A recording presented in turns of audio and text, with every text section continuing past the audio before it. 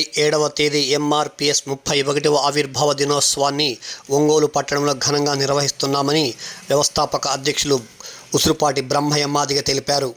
జిల్లాల పర్యటనలో భాగంగా ఆయన నెల్లూరులో పర్యటిస్తూ అంబేద్కర్ భవన్లో జరిగిన కార్యవర్గ సమావేశంలో ముఖ్య అతిథిగా పాల్గొని ప్రసంగించారు.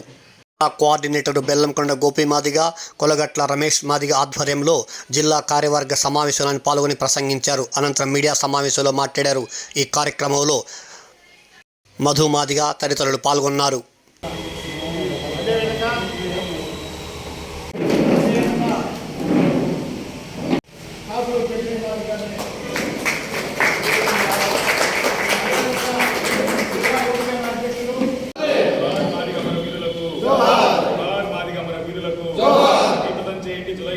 మాదిగ మహామేళాను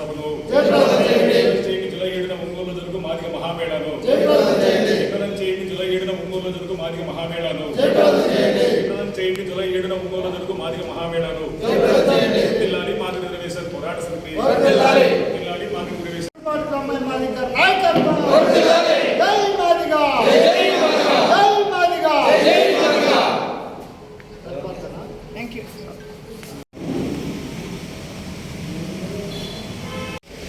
జిల్లా ఎంఆర్పిఎస్ కోఆర్డినేటర్ సీనియర్ నాయకులు బెల్లంకొండ గోపి మాదిగ గారిని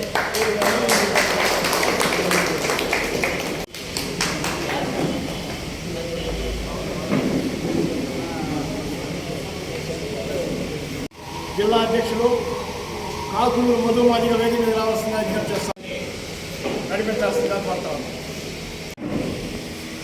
జిల్లా ముఖ్య కార్యకర్తల సమావేశం జూలై 7వ తారీఖున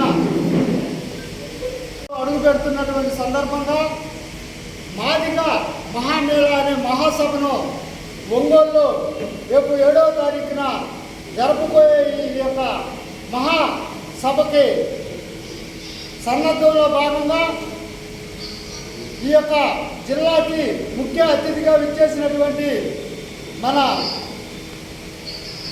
మాదిగ ముద్దుబిడ్డ ఈదుముడి ఆత్మగౌరవంలో ఈదుముడి ముద్దుబిడ్డ సారి ఆవిర్భావించడానికి కారకులైనటువంటి మాన్యశ్రీ ఉసురుపాటి బ్రహ్మయ్య మాదిగ గారికి మన జిల్లా నుండి స్వాగతం సుస్వాగతం తెలుపుకుంటూ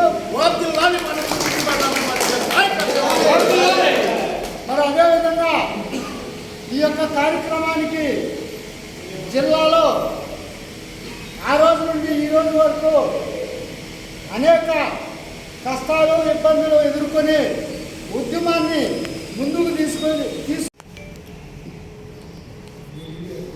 ఎస్సీ రిజర్వేషన్లను ఏబిసిడీలుగా వర్గీకరించాలని 1994 జూలై 7న ప్రకాశం జిల్లా నాగులుపులపాడు మండలం ఈదుముడి గ్రామంలో మాదిగ రిజర్వేషన్ పోరాట సమితి నుండి ఉద్యమ సంస్థను ఏర్పాటు చేసుకొని ఎంఆర్పిఎస్ ఉద్యమం పేరు మీద 94 నుంచి 2024 వరకు దాదాపు 30 సంవత్సరాల పాటు సుదీర్ఘ పోరాటం నడిచిన విషయం ఈ రాష్ట్ర దేశ ప్రజలందరికీ తెలిసింది. ఎస్సీ రిజర్వేషన్ల వర్గీకరణ కోసం ఏర్పడినటువంటి ఎంఆర్పిఎస్ ఉద్యమం 94లో ప్రారంభమైతే అప్పటి ముఖ్యమంత్రి నారా చంద్రబాబు నాయుడు గారి ప్రభుత్వం మీద పోరాటం చేసి 97కి ఎస్సీ వర్గీకరణ సాధించుకున్న విషయాన్ని మేము గుర్తు చేస్తాం. 97కి ఎస్సీ వర్గీకరణ సాధించుకొని అమలుకు సిద్ధమవుతున్న సందర్భంలో మా సోదరులు హైకోర్టుని ఆశ్రయించడం, హైకోర్టు రద్దు చేయడం, మరలా తిరిగి రాష్ట్ర ప్రభుత్వం దాన్ని సవాలుగా స్వీకరించి గవర్నర్ ఆర్డినెన్స్ తీసి ఆర్డినెన్స్కి రాష్ట్రపతి ఆమోదంతో 1999 నుంచి 2004 వరకు రాష్ట్రంలో ఎస్సీ వర్గీకరణ అమలు జరగడం జరిగింది. 2004 వరకు ఎస్సీ వర్గీకరణ అమలవుతున్న సందర్భంలో ఎంతో కొంత మా జాతి బిడ్డలు అభివృద్ధించిన తరుణంలో మళ్ళా మా సోదరులు సుప్రీంకోర్టుని ఆశ్రయించడం, సుప్రీంకోర్టు కూడా 2004 నవంబర్ 5న 341 ఆర్టికల్ ప్రకారం రాజ్యాంగంలోని 341 అధికరణ ప్రకారం ఎస్సీల్లో కానీ ఎస్టీల్లో కానీ కొన్ని కులాలను కలిపే అధికారం కానీ తీసేసే అధికారం రాష్ట్ర ప్రభుత్వాలకు లేదని పార్లమెంటులో చట్టం చేయాలని చెప్పని ఎస్సీ వర్గీకరణ రద్దు చేసిన విషయాన్ని మేము గుర్తు చేస్తాం. అంటే 2004 నవంబర్ 5న ఎస్సీ వర్గీకరణ రద్దయిన నాటి నుండి 2024 వరకు దాదాపు 20 సంవత్సరాల పాటు ఎంఆర్పిఎస్ ఉద్యమం పేరు మీద మేము కూడా నేల విడిచి సాగు చేసినట్టు పార్లమెంటులో చట్టం చేయాలి అని చెప్పిన డిమాండ్ తోటి దాదాపు 20 సంవత్సరాల పాటు మేము పోరాటం చేశాం.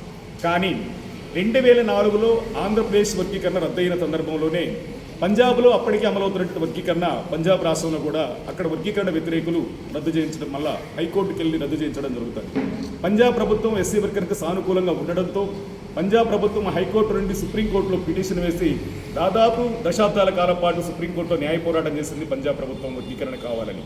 కానీ ఆంధ్రప్రదేశ్లో ఎంఆర్పీఎస్ ఉద్యమం పుట్టినటువంటి ఆంధ్రప్రదేశ్ గడ్డ మీద నుంచి సుప్రీంకోర్టులో న్యాయ పోరాటం చేయడానికి ఎలాంటి చర్య కూడా తీసుకునే సందర్భం లేదు. కానీ ఈరోజు వర్గీకరణ అమలు జరగడానికి వర్గీకరణ ఈరోజు ప్రస్తావన అన్ని రెండు తెలుగు రాష్ట్రాల అమలుకు నోసుకోవడానికి ప్రధాన కారణం పంజాబ్ ప్రభుత్వం చేసినటువంటి న్యాయ పోరాట ఫలితమే 2004 ఆగస్టు 21 ఇచ్చినటువంటి తీర్పు. కానీ 2024 ఆగస్టు 1వ తారీఖున తీర్పు రావడానికంటే ముందు పంజాబ్ ప్రభుత్వం చేస్తున్న న్యాయ పోరాట ఫలితంగా 2020 ఆగస్టు 27వ తారీఖున అరుణ్ మిశ్రా గారితో కూడినటువంటి 5 సభ్యుల ధర్మాసనం 2004 నాటి తీర్పును పునఃసమీక్షించాల్సిన అవసరం ఉంది. ఒక గంపలో ఫలాలు పోసి బలవంతుడిని బలహీనుని ఒక చోట కూర్చోబెడితే బలవంతుడికి ఎక్కువ తినడానికి అవకాశం ఉంది. కాబట్టి అది జరగకుండా ఉండాలనుకున్నప్పుడు ఎస్సీలో ఉండబడిన అన్ని కులాలకు సామాజిక న్యాయం జరగాలనుకున్నప్పుడు ఖచ్చితంగా వర్గీకరణ జరగాల్సిన అవసరం ఉంది అని చెప్పని అరుణ్ మిశ్రా గారి ధర్మాసనం అభిప్రాయపడుతూ, అదేవిధంగా ఆనాడు ఈవీ చెన్నై వర్సెస్ ఆంధ్రప్రదేశ్ గవర్నమెంట్లో 5 మందితో కూడినటువంటి ధర్మాసనం ఆ రోజు రద్దు చేసింది.